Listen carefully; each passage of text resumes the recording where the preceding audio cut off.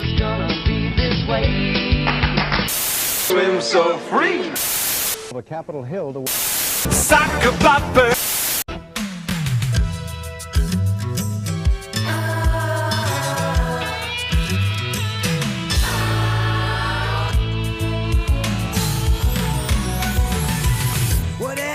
All right, what's up, everybody? Hey, this is another episode of Tune In Next Week. This is episode number 11, and this is John with my co-host, Brian. And we have a special guest in the studio with us today. We have a co-host. We got Maurice. What's up, my friend? Wait, me? You. It's you. Me? We have a full house today. No, you. A full house. Me. That's right. All right. We got a full house today, and we're actually doing Full House. All right. So, Maurice, have you ever watched an episode of Full House other than today? Does World Series of Poker count? Sure. Okay. But It does. We're specifically It does. talking about the episodes involving a Mr. Bob Saget, John Stamos, and some Olsen twins. Absolutely. Don't forget All- Dave Coulier. Oh yes, we can't forget about Dave Coulier. Absolutely. So we watched an episode of that this evening and right now, and we're going to talk about that with you guys here with Maurice's fresh perspective as well, being the odd man out and the special guest in the studio. So we watched an episode of Full House called Please Don't Touch the Dinosaur from season 6, episode number 18. Original air date of February 23rd, 1993. Directed by a one John Tracy. Yes. Written by Jeff Franklin. Well, I'm sorry, you going to say something? I was just gonna ask if John Tracy was one of the creators, or was he just a director guy that kind of showed up and told people what to do? Jeff Franklin is the creator. John Tracy had nothing to do with the creating of this TV show. So what did you say was John Franklin, the creator? Jeff Franklin. So Jeff Franklin is the guy that we all get to be pissed at for this show's existence. What? What are you talking about? This show is amazing. Really? Amazingly bad. No, it is so good. It's so dated though. You watched it and I enjoyed it. I want to pull any punches. I enjoyed this watching of it. However, I recognize it for what it is. It's not a good show. Well, now you're looking back and saying it's not a good show, but that's it was true. a great show, and you were probably in love with the characters. You're right. You're right. At the time, I was really into it, and I looked forward to watching it. You were in love with Mary-Kate and Ashley Olsen. No, They were still too young. Yeah, later on in life I was, but at the time, DJ Tanner. Yeah? Yeah. That would probably explain the woo when she walked in during the episode. We'll get to that. Yeah. Let's handle the paperwork first. Yeah. We did directed by John Tracy, written by Jeff Franklin. This is available to be viewed on iTunes. You can rent or purchase on iTunes, and it is only available in DVD format from Amazon. Or if you have a Prime account, you can buy the episodes one at a time. Yes, that's right. Yeah, you Forgot about that. can watch them in standard definition via an Amazon Prime account. Right. So that being said, I do have a plot synopsis. If Yeah. you'd like me to read that. Do you want to jump into experiences first, or do you just want to do the plot synopsis? Oh, sure. Yeah, we can do experiences. Sure. Yeah. I guess I'll go first. I grew up with this show. It was on ABC's TGIF. The Thank Goodness It's Friday block of programming that included Family Matters. It included Blossom at some point. Whoa! It I included thought Blossom was on Nickelodeon. maybe it was. Or am I thinking of Clarissa Explains It All? Clarissa Explains It All definitely was on Nickelodeon. Okay. But TGIF had a number of different shows on it. Oh yeah. It was like 2 hours, 3 hour block of like sitcoms. Isn't that like a that. restaurant? It is a restaurant, but it was also a block of programming on ABC. That's right. Anyway, this was appointment television for me, my brother, and my mom. Yep. We would get together every night at this time, and well, how old was I when this was on? This was like in the early 90s. I forget exactly when this block of programming was popular, but it was like 93, 94 maybe. Yeah. And we would watch this every week. So I've seen a great many of these episodes. This particular one, haven't seen. How about you guys? What have you? Did you guys? How'd you guys? I think I saw this episode. It's just it's been such a long time. I also grew up watching this show, and I think it was on the WB11 at the time with Family Matters right after it. Yes. I think. But I think this episode seems vaguely familiar. It's been at least a couple decades. Yeah, for sure. I mean, this was definitely appointment TV for me as well. I can't say that Full House was one of my favorites when I was growing up because I definitely liked. I really liked Family Matters. Was Perfect Strangers on during that block of time as well? I feel like it was. I can't remember. Yeah. Exactly. I know Step by Step was also. Yeah, because I watched Step by Step more than I watched. Yeah. Full House. They had like a revolving door of shows that were on and off and on and off. So. Yeah. But I definitely do remember seeing a handful of these episodes, but it wasn't something it wasn't something I specifically made time to see. I might catch the end of it before Step by Step or before Family Matters or something else. Full House was never on the top of my list, so it was certainly nice to see that now as a sort of grown up, seeing that show for being what it is. But that being said, it's certainly something I don't know that I would watch more of at this point. I mean, I know that it's a kind of family oriented show, but it's just way beyond the realm of cheese for me. So I don't think I can see myself watching more of it. But it was fun to revisit. It really was. But I don't want to revisit it again. Right, exactly. So okay, so I'm gonna start buying season 1, 2, 3. Yeah, exactly. Well, it's on iTunes. Cool. So plot synopsis: Jesse and Danny both get volunteered to take Michelle's class on a field trip to the museum. Jesse's rowdier bunch of kids cause trouble and end up destroying a dinosaur skeleton. Meanwhile, Stephanie and DJ get into an argument over who owns a baseball card worth $2,000. Now, all of this happens in 24 minutes. It's a 24-minute app. I didn't even pay attention to the time. Yeah, I just caught it on IMDb when I was pulling this plot synopsis, but it's a 24-minute episode, and all of that I just read happens in 24 minutes. Oh, Jesus.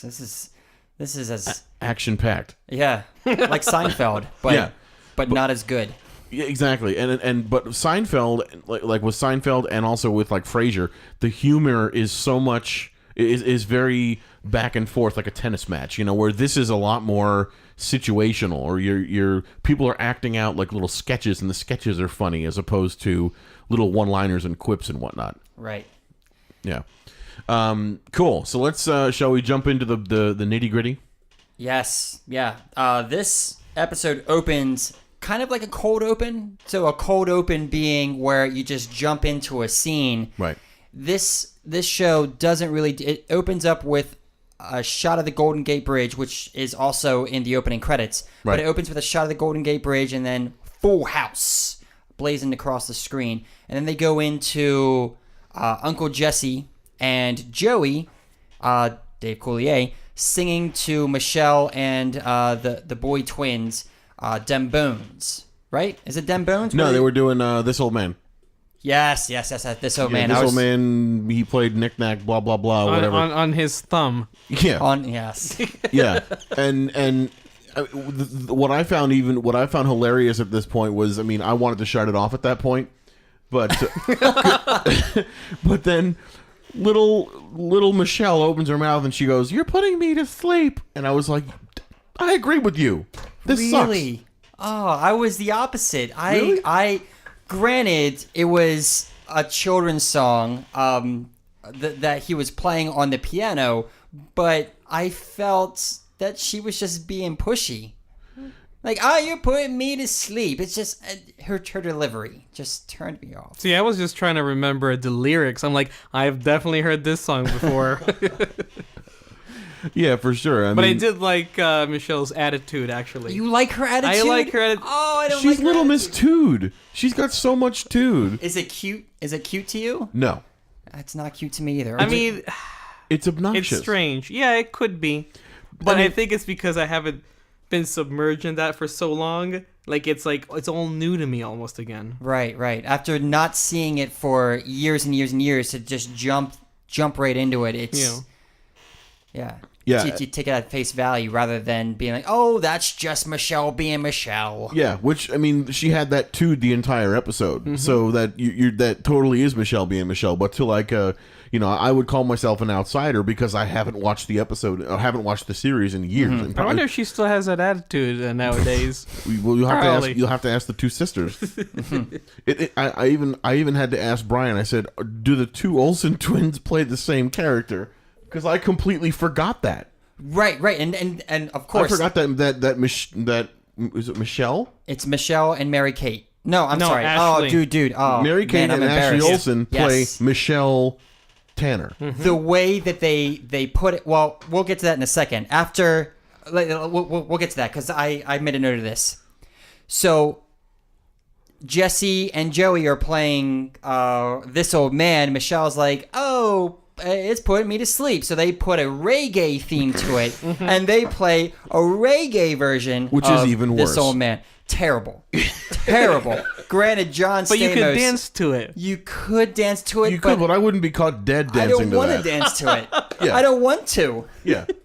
Anyway, so they're all partying, and then we go into the opening credits, and it's shots of San Francisco, and then it's the singular shots of each character introducing them with the yellow text. All that crap, yeah. The one thing when I was growing up watching the show, when they would put the credits to Michelle Tanner, it would be Mary Kate Ashley Olsen. I thought it was one person. Exactly. That's my point.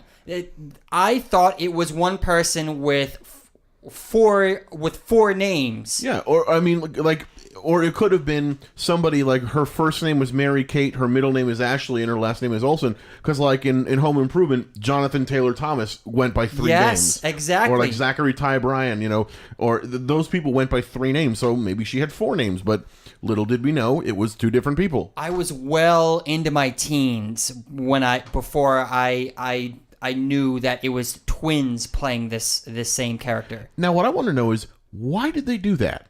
Because they were the only two playing the one role. I mean, was it because her role was such a precocious young girl? Nope. One girl couldn't handle it. Nope. Child labor laws.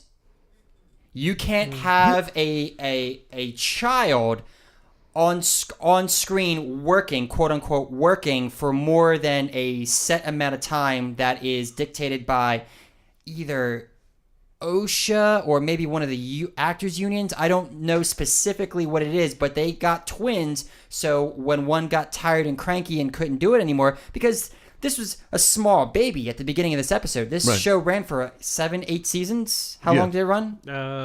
6 or 7. It ran for quite a few seasons. So this was the same actress the whole time. Yeah. So because little babies can't be, quote unquote, working for more than whatever the set amount of time is, they would switch out the babies.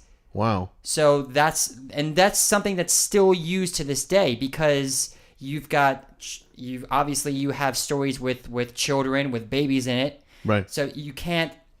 It's unreasonable to have one child on set for 8, 7, 9 hours a day. So they will hire twins or triplets to switch out actors. But that's amazing though, because that means that two completely different human beings Yes. have to act like one person. Yeah. Now here's an interesting question. Since they're minors, are they per hour? Or are they salaried? That's a good question, and actually no, that is a good question, because are they able to get paid, or do their parents get paid, or is the money in their name but they can't access it because they're too young, or how does that work? I don't know. I think that the parents get paid because they're the guardians. Right. But there's weird things involved with that. Macaulay Culkin got screwed by his parents. Yeah. There was a number of different child actors that got screwed by their parents. But if and I'm not an expert on this subject matter at all, but Sure. from my understanding of it, the parents get paid because they are the legal guardians. Gotcha. Maybe they would set up a trust for the kids. Who knows? This is your money that you made working on this show, Yeah. bequeathed to you on your 18th, 21st birthday, what have you. Well, you know what? They can consult our previous episode Jim Walsh. Yeah, Jim Walsh from Beverly Hills 90210 in our previous episode of Tune In Next Week. He knows all about trust funds, so they can reach out to him, and they can tune in last week. Cross episode collaboration. That's right. Cool. So anyway, now that we've kind of established all of that, so now they go into this reggae version of I almost said Jimmy Crack Corn. Now, it was this old man. Yeah. Which is even worse than the other one, and I just want to shut it off at that point. And then everybody starts dancing around like idiots, and yeah, okay. So yeah, we do the opening credits, and then it opens up on like a scene of the San Francisco sky. You made a comment that everybody everybody was looking at the camera during the intro. Oh, the intro. It comes in the and the Corvette's driving down across the bridge. John Stamos just maintains eye contact with the camera. Yeah, I'm cool. Oh, I didn't even mention Dave Coulier. Yeah. His button-up denim shirt, cowboy boots embroidered largely across his chest. This was an amazing shirt. I didn't see that. I must have missed that. Oh, isn't he always wearing like a button-up denim shirt? Isn't that his thing? I don't know. I think really that's his thing. Yeah. Is it? Yeah. Mm-hmm. It seems like it. Or sweaters. He wears sweaters too. Yeah, I did notice in this episode he wore a button-up that had a Canadian's maple leaf on I did see that breast. too. Yeah. Yeah. Okay, so next, so then what happens? Then, are we up putting Michelle to bed? We are. Danny Tanner, a.k.a. Bob Saget, is putting Michelle to bed, and he's just trying to get her to go to sleep. Like, go the fuck to sleep. And she's trying to, like, read me another story. Can we get ice cream? I'm trying to stall. And he sees through her shenanigans. Go to sleep, Michelle. We've got a busy day tomorrow at the museum. We're going to see the dinosaurs and whatnot. And I mean, I think that's a great thing to take a youngster to the museum, give him a little culture, get him a little history lesson, And then as soon as he finally gets Michelle to go to sleep, he turns the light off. Uncle Jesse walks in, lights back on, and the two of them proceed to have a heated discussion in front of Michelle, who's trying to go to sleep. And then, I mean, I would have taken that out of her room at that point. But then she's obviously getting her way because she's successfully stalling going to sleep. Well, Jesse comes in with some exposition. Right. Specifically, hey, you know that museum trip tomorrow? You have to do it by yourself because there's no other parent. The other parent that was going to volunteer to take these kids around on a tour of the museum, they've called out. So Danny's all like, I can't do it by myself. I guess we got to cancel the trip. And then Michelle does this thing. Uncle Jesse, can't you do it? And she gives him that look. And then he just goes into this little tirade and talks himself into it. Yeah, because he knows he's wrapped around her finger. The two of them are. Yeah, they're wrapped around each other's finger. She'll do anything for Uncle Jesse. Uncle Jesse will do anything for her. Right. Wait, you were talking about Danny, though, weren't you? More so Uncle Jesse, but essentially, yeah. Yeah. More so Uncle Jesse, though. Yeah, I would say so. What do you think? Me? Yeah. I used to do that all the time, actually. Did you give the forlorn, wide-eyed look? Please, Mommy, take me I would to the come museum. I would come up with excuses to not go to sleep. Yeah. Can I have water? Can I have more water? Please, sir, I want some more. My parents were generous. They'd give me an extra half hour, but that's it. It's time to go to bed. Yeah, I don't know that I would make a very good parent, because if my kid was like, I don't want to go to bed, I'd be like, okay, fine, stay up. Yeah. The one thing that kind of irked me in this scene was after Jesse talks himself into it, Michelle gives that smug, like, I'm getting good at this. Because you know what's going to happen later on in life when she gets much older. She's going to want to walk out wearing, like, sweatpants with sassy written across the ass or something. And, Danny or Jesse's going to be like, no, you're not going out wearing that. She's going to be like, yes, I am. And they're going to be like, okay, have fun. Yeah, but life's going to slap her in the face when she tries to go out in the workforce or tries to do anything on her own. Not that easy. Can't always get what you want. Mm-hmm. Depends on the profession, of course. I guess. True. I guess. Yeah, true. But she is growing to be a bratty child, and let's go now to the future. Yeah, still. Yeah. I guess everything's worked out for the Olsens, but Yeah, that's for sure. I just didn't like the character Michelle. Yeah. But anyway, now we're downstairs in the kitchen. We've got what's Dave Coulier's character's name? Joey. Joey. I'm never gonna remember these people's names. Oh, that's fine. There's a couple characters whose names I don't remember. And then Stacy comes in. What's her? Stephanie comes in. Stephanie, yes. I And do know her. she's like, okay, I did all this stuff to your car, which would cost like any one of us. It would cost us like $200 of detailing work and whatnot if we were to get it done on our cars. But she's like outside cleaning out his car, scraping stuff off the car and all this other crap. And she's got this big box of junk that she hauled out of the car. And then Joey gives her $10. Yeah, She got shafted. I mean, she did. I would have said 50 at least for that. Wait a second. $10 was a lot back then. Yeah, if you're like 12 years old, well, how old would you say she is? I'd say like 13, 14. Yeah. I would say maybe 20.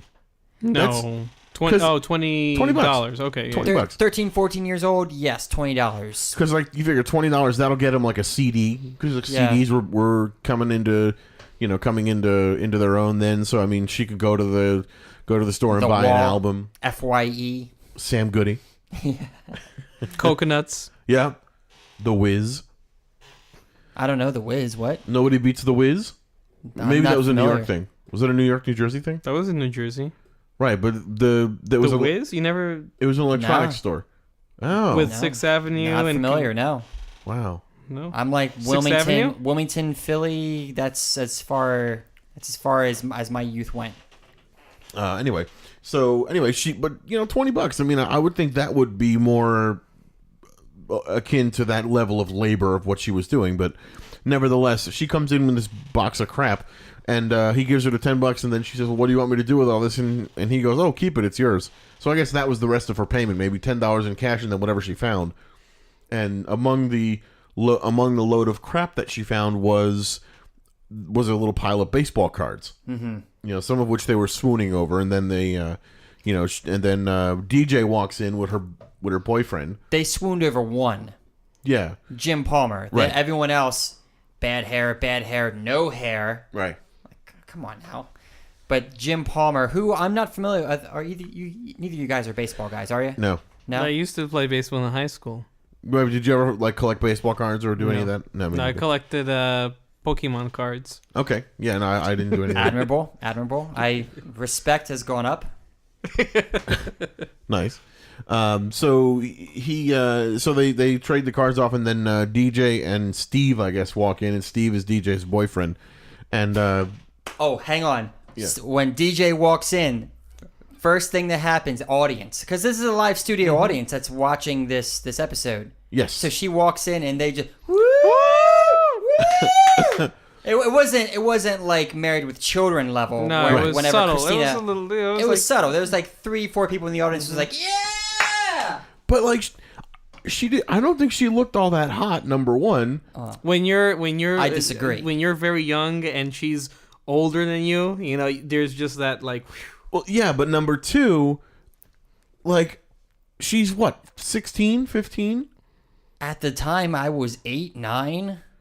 Okay, I guess so. I mean, I don't know. I just look at her as another character. So another character walks in, and it's like, okay, Understand, like she's not for everybody. However, she used the played extra towards- makeup, the red lipstick. she was the sex There was symbol that- of Full Yes. House. Exactly. Yes. Right, okay. Exactly. Probably more so than Jesse's wife, Right. whose name escapes me. I don't know this woman's name, and she is not prominent in this episode, but she has. That's not Candace Cameron, right? I don't. Candace Cameron is DJ. It's DJ, yes. Okay. Yes. Yeah. The woman whose name escapes me is Lori Laughlin. Oh, okay. That's right. I remember her now. The character's name is Rebecca Katsopoulos. Okay. I guess that's John Stamos' wife Yes. or Jesse's Yeah. wife in this episode, Yeah. or this series. Yeah. So anyway, so they're all talking and they're swooning over these baseball cards, and somehow the cards get passed from Stephanie to.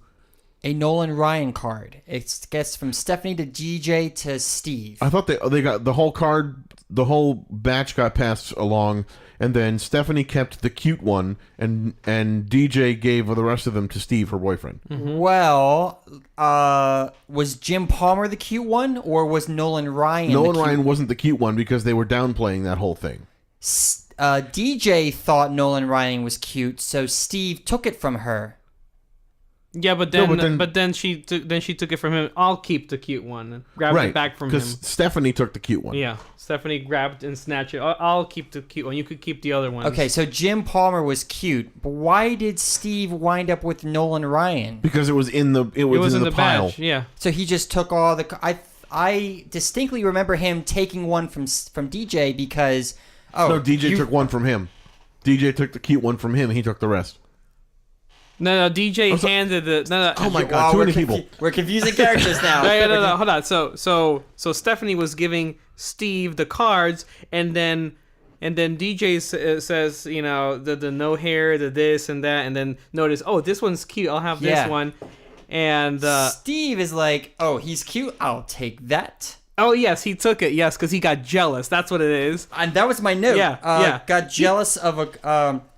Yeah. Steve is so insecure that he's jealous of a baseball card. Stephanie grabbed it from him and said, you know, I'll keep the cute one, and then he kept all the other ones. Yeah. Okay. Yeah. Gotcha. Yeah. Gotcha. I'm glad at least one of us figured out what the hell happened during that. Yeah, both of us, me and John wrote down notes, and Maurice is the one that remembers Yeah. what actually happened. And for the record, Maurice is not reading from notes. He's got it all up in his head. So Steel trap. we got to take our cue from him for sure. Cool. So all right. So then Steve leaves, and how do we find out about the whole $2,000 thing? Well, some woman comes in Kimberly. with Kimmy? No. Some woman comes in with two children boys. That's right. I know this is John Stamos' wife in the show, right? But I can't for the life of me remember her name, her character name. So she comes in with two twin boys, and they're all like, "Oh, hey, what's up with the twins?" And they were at a birthday party. Oh, right. Yeah, they did fine. The kids sit down this little dwarf table, and they blow like little thing, party favors. Yeah, exactly. Yeah, so they blow those. And she's like, so what are you girls talking about? And they're talking about the cards. And then she looks at the cards like, oh, this guy, Jim Palmer, he was in an underwear commercial. He looks just as good with pants on. And she's looking at it, just getting moist right in front of the camera. And DJ and Stephanie just look at her with like blank expressions. And she goes, coming from your pants? Oh yeah, he's from New York, and he's a good ball player. So from there, she's like, oh, I've got a friend who collects baseball cards. This card in particular is worth some money, but a Nolan Ryan card worth $2,000. And Stephanie's like, Nolan Ryan? We gave that card to Steve. And then you see the jaws kind of drop, metaphorically speaking. Yes. Right. Yeah. So then they're like, okay, well, we gotta get this. We got to get this back. And then they start Steve. fighting about the money, and no, the money goes to me, and then the other one's fighting, and then they get into this argument. Stephanie's trying to get a bike. Yeah. DJ's trying to get a limo to prom. After she said she doesn't like limos. Right. Exactly. Yeah. Right. Because now it's a rich boyfriend, apparently. Yes. So she likes limos. Now that he's rich. So this proves that she's only into her boyfriend for money. So, Steve, if you're listening, run like hell. Get out. Yeah. Get out while you still can. Get out now. So okay, so then we go to I guess Uncle Jesse is getting the kids ready. I guess so. Is that what he's doing? Because they're about 20 children, small children, right, between the ages of 3 and 5. Is that a good range? Oh no, I'd say probably because they were communicating intelligently. So I would say 8 to 10. No, I wouldn't say 8 to 10. Those children were 2. I would not say 8 to 10. I would say actually kindergarten age. Let's say kindergarten to first grade. Like 2 to 5. No. Would you agree? I wouldn't No. say 2 to 5. 3 No. to 5. No, I'm gonna 3 to go. 5. I'm gonna go with either 5 to 7. I'd say kindergarten to first grade. That's Yeah. that's where I would place them because Right. they're walking around, they're having conversations, they're delivering lines of Intelligent dialogue. conversation. Yes, they're delivering lines of dialogue, but they're not so young that they're still kind of like out of it. Right. Like the twin boys in the scene before, They were like 2. They were like 2 to 3. They Right. sat down and they could barely communicate. Right. This group of 20 children could communicate, deliver lines. They were all right around Michelle's age. Yeah, so I would say kindergarten to first grade, whatever, like 5 to 6, Right. 7 at the very very most. I say pre-K to kindergarten. I'd say you're wrong. Yeah, you're wrong. Should we Maurice. bet? Let's not bet. I don't want to lose money to you. No, Okay. me neither. So anyway, these young kids are kind of running around, and Uncle Jesse is kind of just kind of letting them do their own thing. Michelle's like, "Hey, can we turn some music on?" And Uncle Jesse's like, "Yeah, sure." And so they put this music on, and everybody starts to dance around. And of course, they press play on this little cassette player that has a little tiny 4-inch speaker in it, and instantly you have this full hi-fi sound, that sounds like it's coming out of a multi-$1,000 system, and everybody's dancing around, and whatnot, and it's like, I being a tech-minded person and being a sound person, I always love to kind of mock those inaccuracies when you press play on a little tiny thing and it doesn't sound like what it's playing. It doesn't sound like the equipment that it is. I had the same note, same thought, same note, but Yeah. I was more focused on the ridiculousness of the 20 it was uncomfortable for me to watch all of I these agree with children because the camera would pan around and do focuses on this group of 4 to 5 children dancing weirdly and awkwardly. Yeah. This group of 4 to 5 children dancing weirdly and awkwardly, and then Uncle Jesse was just being, and I get it. Uncle Jesse was doing the same moves the kids were doing, but he's a fully grown man. Wait a second, but I'm a fully grown man and I dance like that. Do you? Yes. You do realize this is being recorded. Yes. And then people are going to listen to this. That's perfectly fine. They already know. That's right, all of you out there. You know how I dance. Dances like a 5-year-old child on Full House. So now we know where you learned to dance. Okay. The truth is out there. Oh, these things are sweet. There we go. So just stick your hands in the air and shake your body around like there's no music playing. That was terrible. Yeah. And that really wasn't funny. Danny, Actually, I really wanted to get up and No. dance along with them. I was saying that the scene was terrible. I know. All right, well. But anyway, so then Danny shows up with this clicker, and he's like, "Oh, I thought you were gonna get the kids all, all ready to go." And he's got this little clicker, like, Oh, the clicker. Remember that from first grade. Yes. Wet blanket just comes in and just pisses all over their glee. he is the stick in the mud. So he's a party pooper? Yes, He poops at the parties. that's right.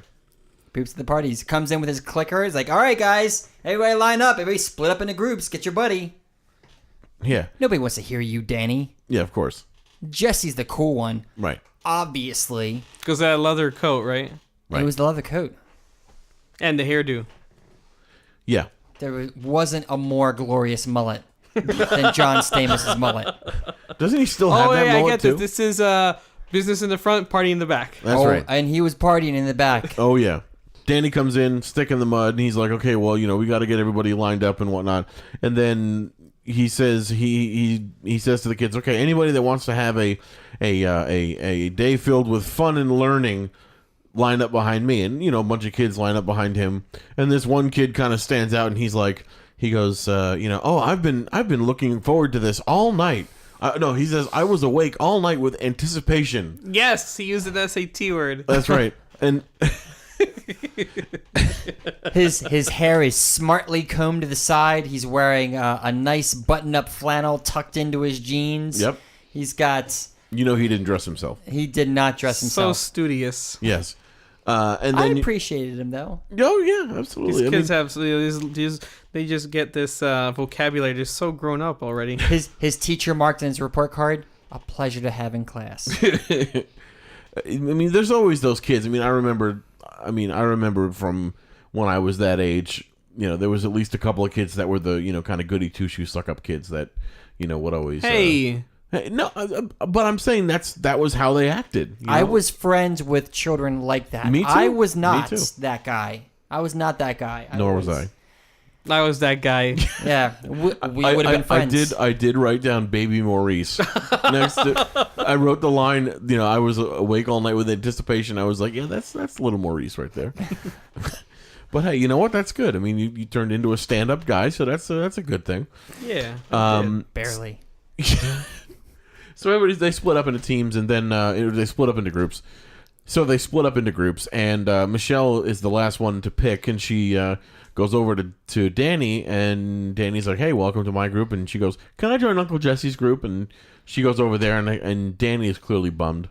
I gotta say, I'm shocked at the amount of children that chose Danny over Jesse because of the preceding dance party.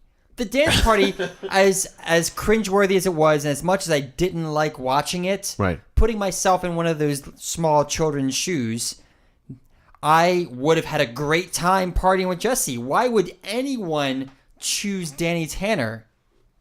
They didn't want to get in trouble. Right. I guess. They want to be good children. Yeah, I agree with that. Yeah, all right. I'm still perplexed at it, but I can see your point. Right. So then we finally break the kids break up, and now we are over at the museum. Yeah, it's they split up, they go to the museum, and they both come in and they say, all right, everybody find your buddy, and Jesse's all like, all right, everybody get in a circle group and let's split up and let's have fun. And I have to say, it looks like a really shitty museum. That one room, because that's the only room we see. Right.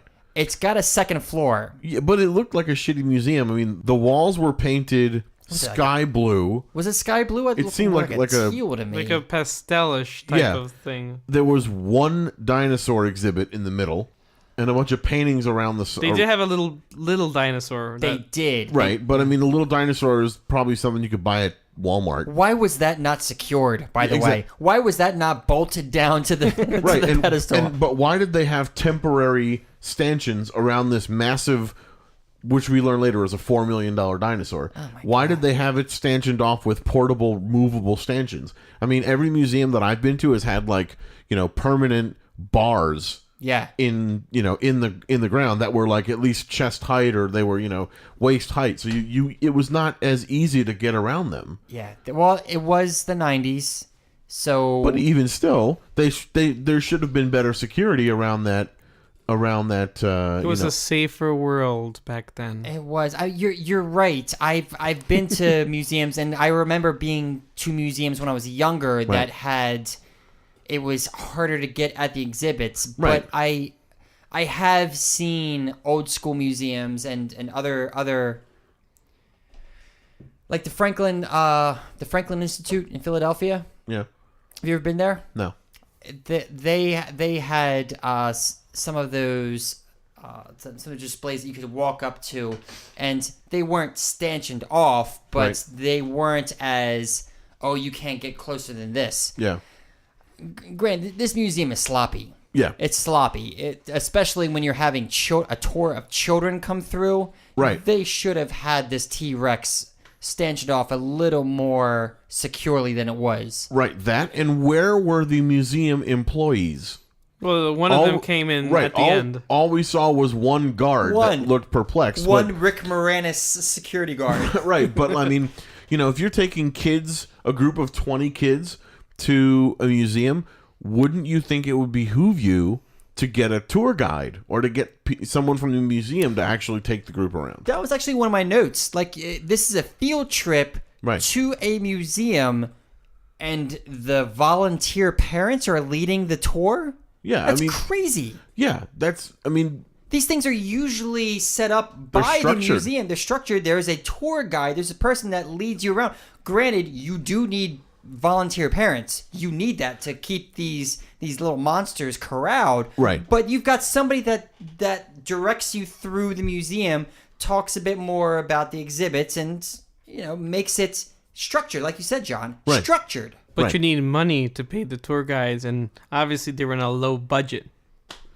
maybe, but but I don't. There's certainly not as much educational value there. Not as much educational value with just the parents leading the tour than it would be with like the actual tour guide from the museum leading it. But they saw whales and birds.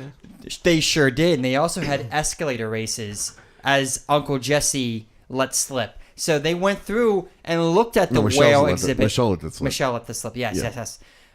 Uncle Jesse went through and looked at the bird exhibit, the whale exhibit, and whatever else that they looked at. But based off of Uncle Jesse's management of this group of children, what did they learn? Very little. Right. Very little. And I don't necessarily even believe that they actually did this. I have a feeling that they just kind of hung around in whatever room had these things, and Uncle Jesse said, if he asks what you learned, tell them you learned about birds, blah, blah, blah. Probably. They just trained the kids to say that, and then so the kids would have an answer to when the adults ask what you learned. I believe it. Because Uncle Jesse wouldn't necessarily have taken the time to lead the kids around all those exhibits and so forth, because he's the fun guy. That's not his thing. As much of a wet blanket as Danny was, looking back on this episode, I would have rather have been in his group rather Me than too. Jesse's group. See, what did I tell you? I would have chosen this group. I know. Yeah. I know. But at the time when we chose groups, like this is me 2020 vision. Right. I'm full of regret that I chose Uncle Jesse. But that's okay. Yeah, it's okay. Like, Jesse's good for dance parties. And It's great for that. Bad reggae covers of songs. Bad reggae covers of This Old Man. He probably doesn't mean Jimmy Crack Corn, too. Probably not. Did you write that down in your notes? What? Jimmy Crack Corn was the song? No. All right. It just keeps coming to mind. Because you keep saying it, I keep thinking it also. Either way, I don't care. Very nice. Okay. So now, while this is all going down at the museum, we are back home at the Tanner residence, and Kimmy is there. And Kimmy reminds me of a young Jane Lynch. Tell me who Jane Lynch is. Jane Lynch is she's an actress she's in Glee right now. I don't know who she plays in Glee. I don't watch Glee, but she is a very dry, really sarcastic comedian. She was also in the 40-Year-Old Virgin. Did you see 40-Year-Old Virgin? I did. She was is the it boss. Yes. The boss lady that kept coming on to Steve Carell. She was in Party Down also. Yeah. Wait, With the Adam party Scott. boss? Yeah, so Jane Lynch is just a really funny comedian lady. I love Jane Lynch. Kimmy reminds you of Jane Lynch. Yep, she does. Really? Yep, she does. I don't see it. Yeah. Maurice, I'll show you some Jane Lynch clips at some point. I think you'll see what I mean. But just kind of like quick and quippy. Yeah. With her delivery of of what she knew about the baseball card and stuff like that. Yeah, she recommended that DJ tell her boyfriend to load up on carbs. Yeah. Yeah, it was like Just a weird conversation. It was weird, yeah. Yeah. So then Steve shows up, and Steve says, "Oh, hey, did you know that card has some value? I'm going to try to get it back." Or no, he said, "Oh, I sold it for a pretty penny." And then everybody's saying, "Oh my God!" So he must have sold it for the 2,000, and everyone's talking about what are they going to do with their share of the money. And at this point, Joey's in there, and Joey's involved, and he learns about what actually happened with, the card being, It's worth $2,000? Yeah, and so he learns really what happened, and then they kind of say, okay, well, because the card originally belonged to you, you get the money, and blah blah blah.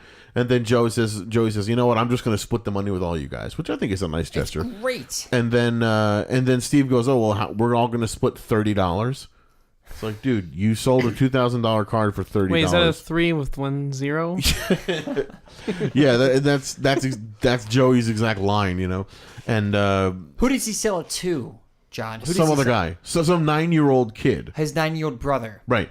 And then they're saying, well, how are you going to get it back? And he goes, oh, well, I'm captain of the wrestling team. Well, first off, what 9-year-old has $30 to spend on a Nolan Ryan card? Another spoiled little brat?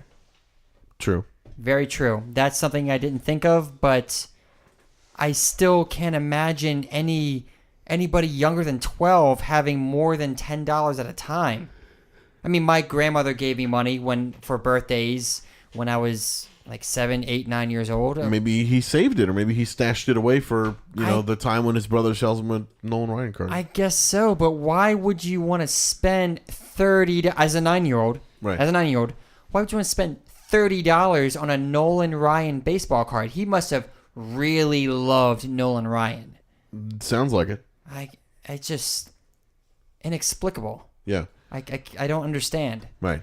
But so he buys this card, and Steve is like, "Yeah, I got $30 for this baseball card. Oh wait, it's worth $2,000. Well, let me go back and just imply that I'm gonna beat him up because I'm the captain of the wrestling team. Just beat up this 9-year-old, get this card back. Because that's a great lesson we want to teach the kids watching Full House, that violence solves everything. This family-oriented show. Right.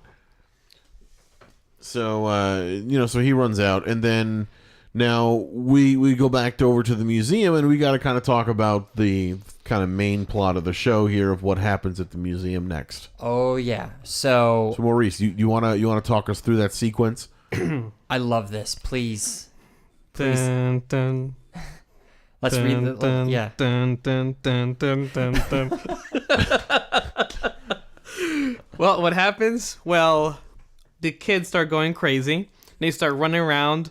Michelle and the one of the other girls start playing tag, and then they start running around, cutting through the those rope thingies. Right.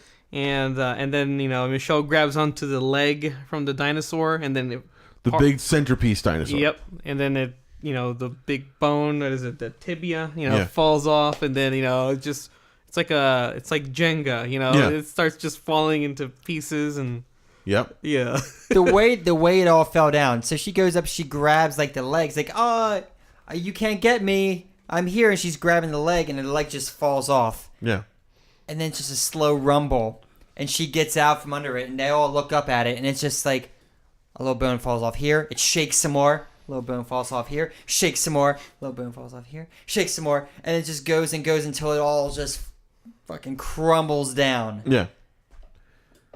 And my favorite part, Uncle Jesse comes over, starts picking up bones, is like, "Oh, let's put them back together.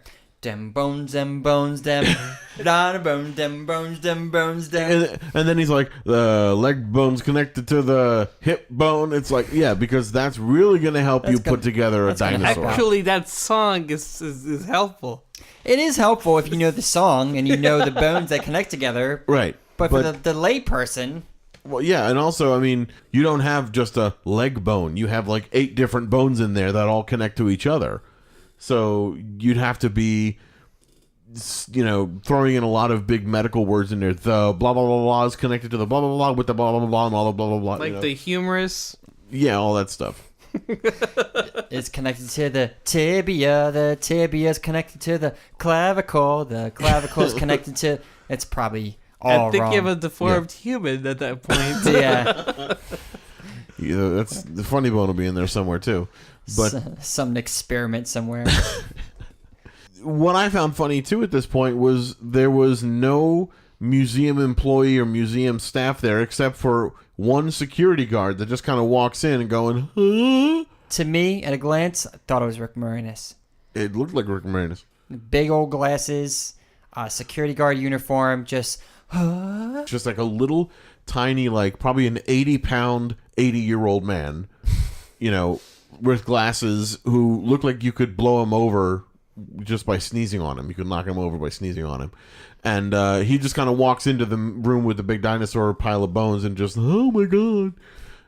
And you don't really know what happens. And they don't talk about that. You don't see what happens at the museum. So all you find out is what happens when they talk about it later on at the house. Let's imagine this happened in real life. Cops would be called. Would you not be arrested for damaging private vandalism? Or whatever. I mean, Control your children. yes. Yeah. So Uncle Jesse's laissez-faire style of managing his group of children, obviously not the right thing to do in a public setting. Right. Danny's in the right here. But however, Did we mention how hurt Danny was that Michelle didn't? We don't really know about that until later. But they do a camera shot. So when they're divvying up the children. Yeah, we kind of talked about it before. You know, when Michelle went over to Jesse's side, Danny kind of looked bummed. But that was about it. He looked bummed. He looked like a bum rock. So he did look bummed. Yes. He did, yes. But it wasn't something that was spent a lot of time on. It was just a few seconds, you know.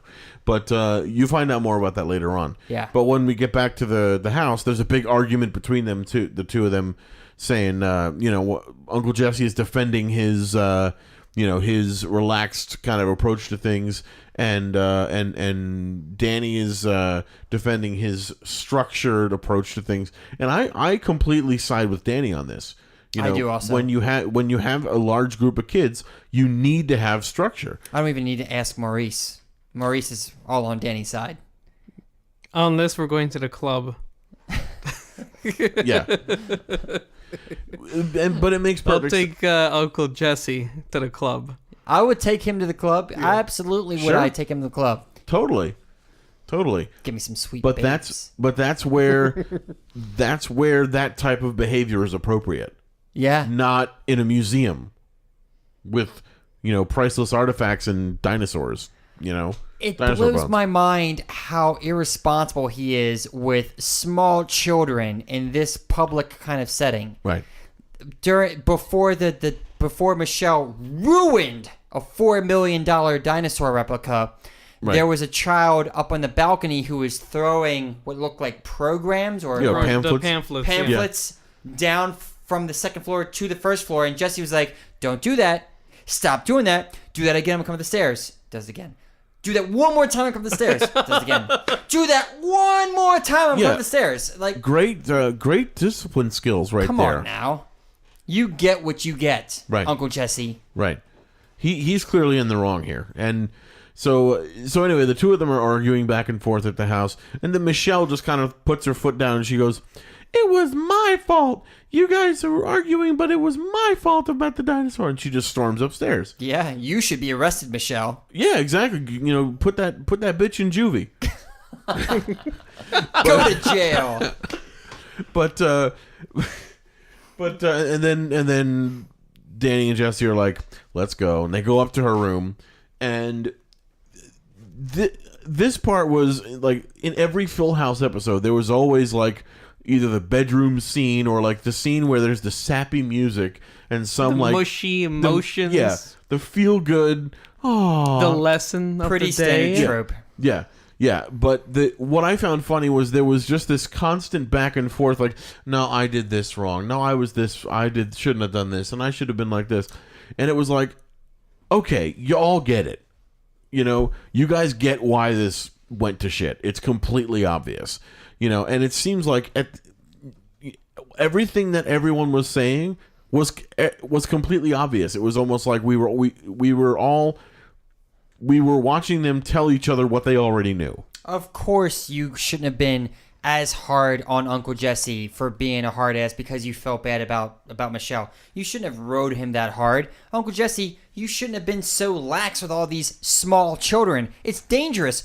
Someone could have died. Right. We could forget about Michelle. Some other children could have been killed. We could have been sued. Yes. Sued alone, loss of life. Right. But I mean, like these two adult men who should have been in control of these kids, let these kids run wild. One of these kids does something. It's not necessarily the kid's responsibility so much as it is the parent's responsibility. And if some kid dies, it's on Danny and Jesse. Yeah. So it's not on Danny, it's on Jesse. Danny had that clicker. Those kids were in line. Yeah. But I mean, the thing that bothered me most about that whole scene was saying to Michelle, "Hey," when Uncle Jesse's like, "Hey, if I look like I'm being too lean on you, if I'm being too relaxed with you, let me know." How was she supposed to know? Hold on, and then Danny goes, "If I'm being too hard on you, let me know." I would never say that to a 9-year-old or however old she was. She doesn't get a choice. She's a kid. Whether someone's being too lax or too strict, it doesn't matter to her. She is not of age where that matters yet. Is it, Uncle Jesse, Danny, the father, is it not your responsibility to teach your child? Don't put it on them to call you out for being too harsh or too inflexible. Exactly. You're the parent. You're responsible for this small human life. You're there to enforce the rules. But I think it was meant to show kids at the time that they can make a suggestion, to their parents, what if you try this? Your opinion is invalid, child. Some parents are, like you see Uncle Jesse, someone needs to set them straight. What if it's the little kid says, maybe we shouldn't do that? So you're saying that encouraging the kid to be a free spirit. No. Encouraging the kids to clamp down on their bullshit hippie parents. I didn't say it like that. Yeah. Maybe that should be cut. Maybe. But I think between the three of us, we're all on the same page. We are on the. I would agree. Yeah, and of course the obnoxiously sappy music going on during this part. Oh man, like the tear jerky like. Soon as they get into the bedroom, soon as they start like laying on, well, I was wrong for this, but Jesse was right for this. Well, Danny was right for this, but I was wrong for the music was just like it was that like light piano, a little bit of strings in there. Yeah. Just And so it was so sleazy. I actually feel like I need to take a shower. Yeah. Because I feel dirty from watching that. It was so. It was kind of like. We're a happy family. Yes. Yes. I was waiting for Barney to jump out of the TV screen just then. Oh, hi, kids. We're a happy family. Are you, Barney? Are you really? Barney needs a new drink. Ugh. Die in a fire, Barney. So they so they had the sappy Hold on, I'm dying over here. Okay, so they have the sappy moment, and that's pretty much the end of the episode. Yeah, roll credits. They pick up Michelle, like, oh, you little rascal, you. They pick her up, they tickle her, and you little shit. Yeah. Yeah, roll credits. Right. And that's the end of it. Yeah. So what did you, Maurice? What did you think of this episode? It brought back great memories. There was a little bit of the the sad moments. There was a little bit of the oh yeah moments, and just the fun spirited moments. Oh yeah, it was good. Yeah, it was good. I would agree. Yeah, it as much as I enjoyed it for the nostalgia purposes of it, right. And it did bring back some fond memories. Though the show and the episode itself, I didn't like. As a whole, I liked the viewing experience of it because it brought it back. I agree. So that being said, let's do some highlights and lowlights. Yes. So Brian, you want to start us off? What would be your highlight of the episode? My highlight is the collapse of the T-Rex. Okay. The Michelle, for reasons you may not expect, Michelle is having a game of tag with another kid, and they're running around. And Michelle goes under the stanchion, goes up to the T-Rex. She hugs its leg. It's like, oh, you can't get me. I'm in here. And the leg falls off. And then, as I mentioned earlier, a bone falls off. Another bone falls off. And they all kind of like get out from under it. And they look at it. The music that plays and just the whole production of it. This was like a multi-camera, multi-take scene where this thing fell apart, and they put a lot of effort into it, and I was impressed with how they made it work, because Michelle looked scared, the little girl that she was playing tag with looked scared, they all looked up at it, and the camera angles on this dinosaur, they had an upward shot on it where the dinosaur looked like it was shivering, like it was kind of menacing the children as they were looking up at it. It was well done. Good production. It was good production. It fell apart, and then Jesse was just like, I want to try to salvage this situation and be the cool guy still. Yeah. Dim bones, dim bones. No, Jesse, you've lost. Give it up. So that was my favorite part. That was my highlight of the entire episode. Okay, Maurice, what was your favorite part of the whole episode? Jeez, I have like 3 favorite parts. Okay, what was Actually, maybe 2. What was your number one favorite? Like if you were gonna go back and watch it again, what would you fast forward to, or what part would you? Like the intro, along with the characters being introduced coming in, and it was like just scanning through my brain like it's a drive, and it's memories coming back, like, oh yeah, he was in there. Oh yeah, she was in there. It was like, oh, like all these memories, like boom boom boom after another. I had like brain overload, and it was just so good in a good way. Like really taking you back. I love memories. Yeah, That's cool. Yeah, that's pretty cool.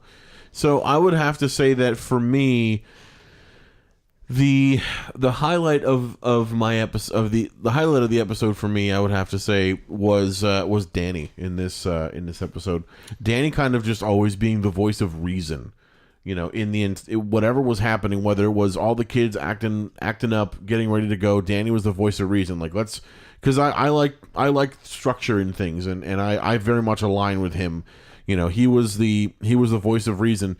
He was the, hey, I'm being a little too hard on you, but you got to take some responsibility. He was the stereotypical grown up, and I kind of say that I align with that. And if I was a parent or anything, I feel like I would probably be more close to how he is. All right. Let's do lowlights. Yeah. What? So I'm gonna kick it off with my low light here. Okay. My low light was Uncle Jesse. Uncle Jesse. Uncle really? Jesse was my low light because he was completely missing the point of everything that he was tasked to do. He was acting like a teenager when he was clearly not a teenager. He was asked to help out with the kids. He wasn't asked to be a kid on the tour. He was asked to help out with a structured tour of a museum. He was asked to get the kids ready to go. He was asked to keep an eye on the kids. He missed the boat on all of these things. And I get that he wanted to have fun, but there's ways to have fun and still be structured and still have order. So as an adult, he loses points because he's a father. Those 2 twins were his boys, that we meet in the very beginning of the show. He's a father, and if his kids were there, he probably might have acted a little differently, but he just completely missed the boat on being a responsible adult. You're aligning with the message of the episode as a whole. The message is, Uncle Jesse, don't be a douche. Be responsible.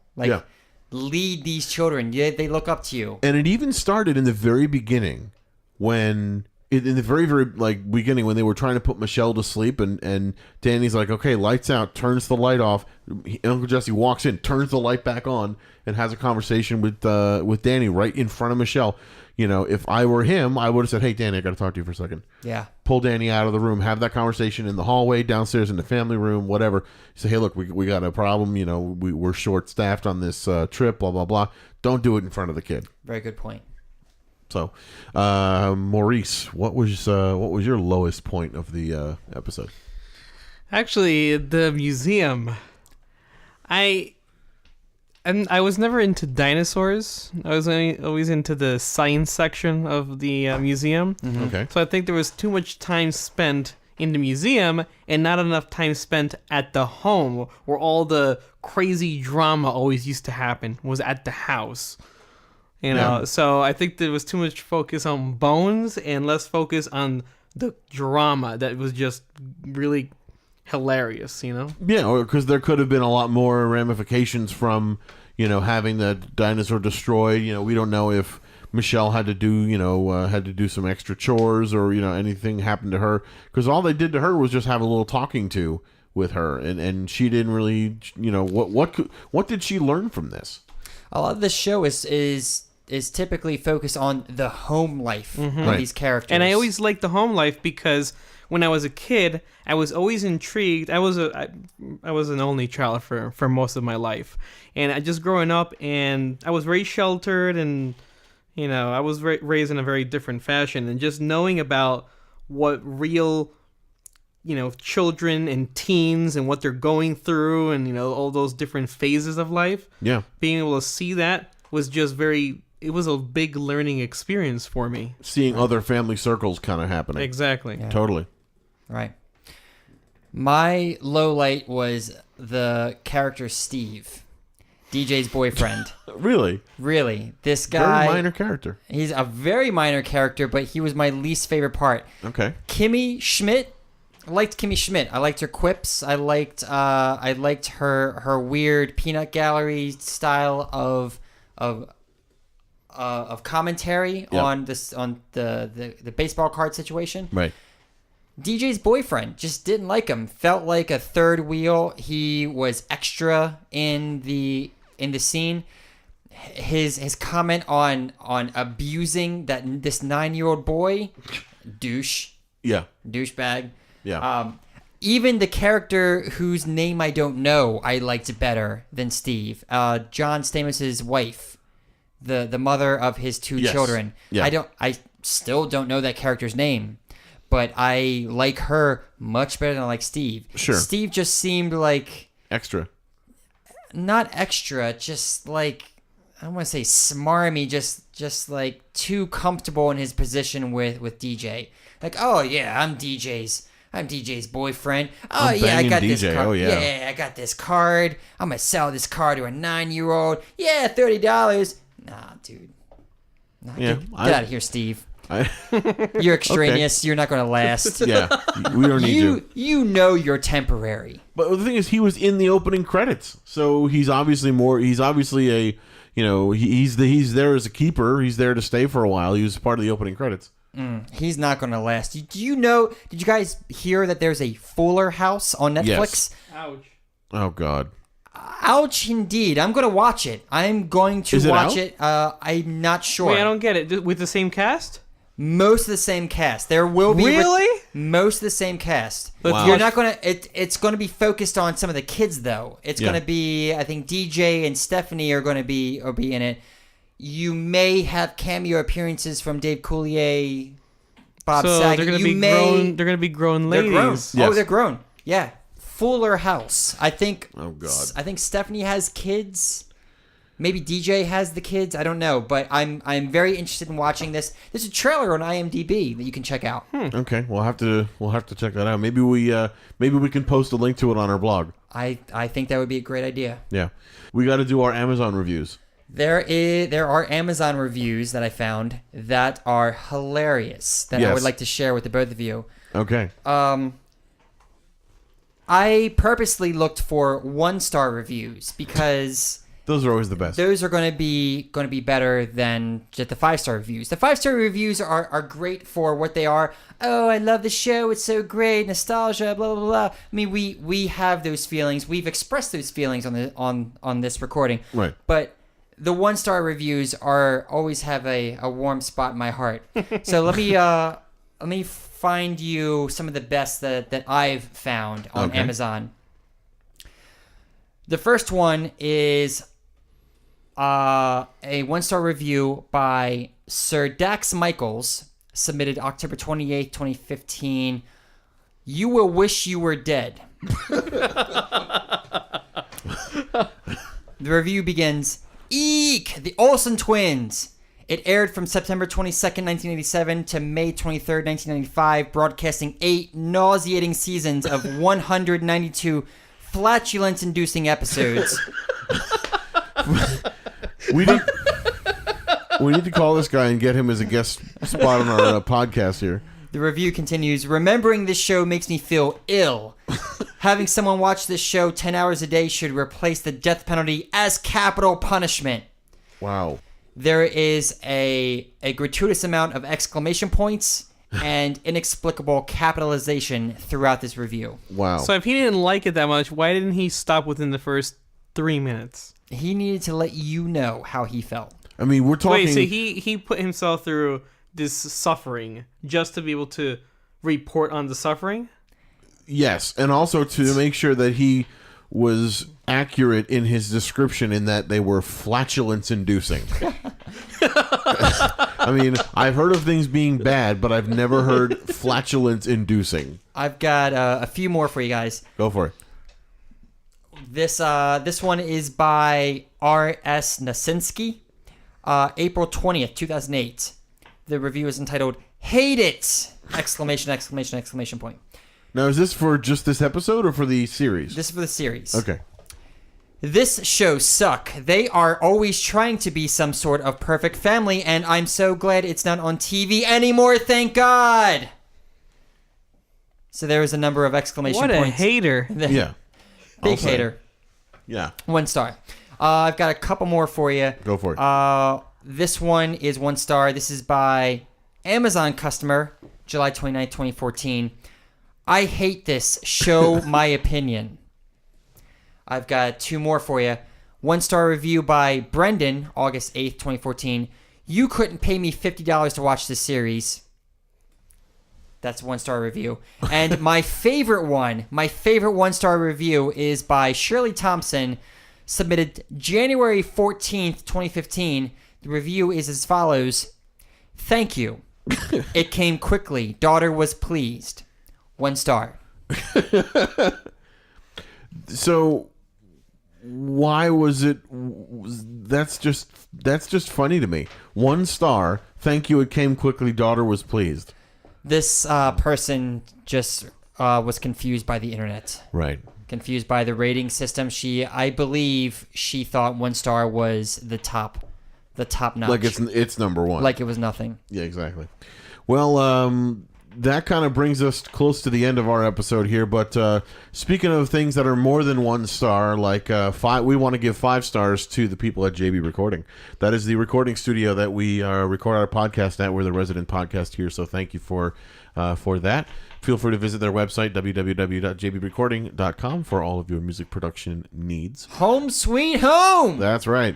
We also wanted just to give you guys all of our contact information here so you can follow us and see what we're up to here. Our website, of course, is tunein-nextweek.tumblr.com. Follow us on Twitter at tunein_nextweek. We are on SoundCloud for anyone not using Apple products. So if you want to subscribe to us on SoundCloud, if you don't have the podcasting app from Apple, you can go to soundcloud.com/tunein_nextweek. We are on YouTube, and we do need subscribers. Last time I checked, we do have a handful of people subscribed to us, so thank you for that. Please, by all means, get over to our YouTube channel. You can get there by way of our website, tunein-nextweek.tumblr.com. Click on the YouTube link. Get us, as many subscribers as you can, so we can then get our own YouTube address. We would certainly appreciate that as well.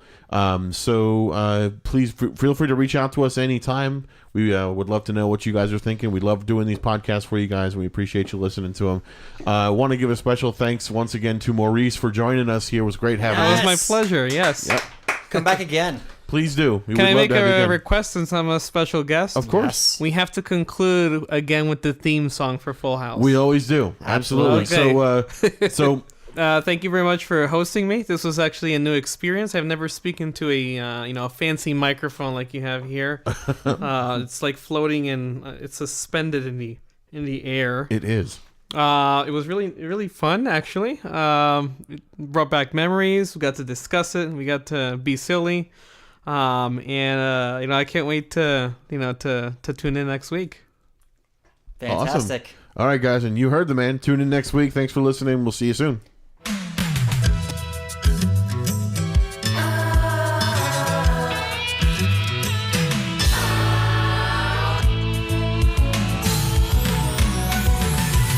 Whatever happened to predictability? The milkman, the paper boy, evening TV. Did I get delivered here? Somebody tell me, please. This old world's confusing me. Clouds as mean as you've ever seen. Ain't a bird who knows you're true.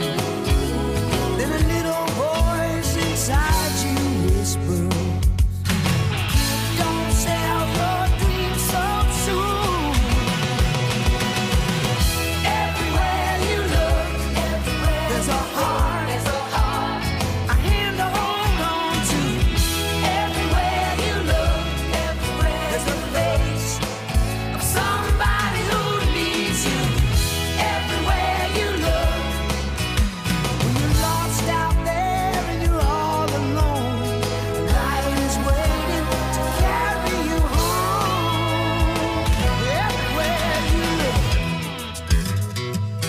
everywhere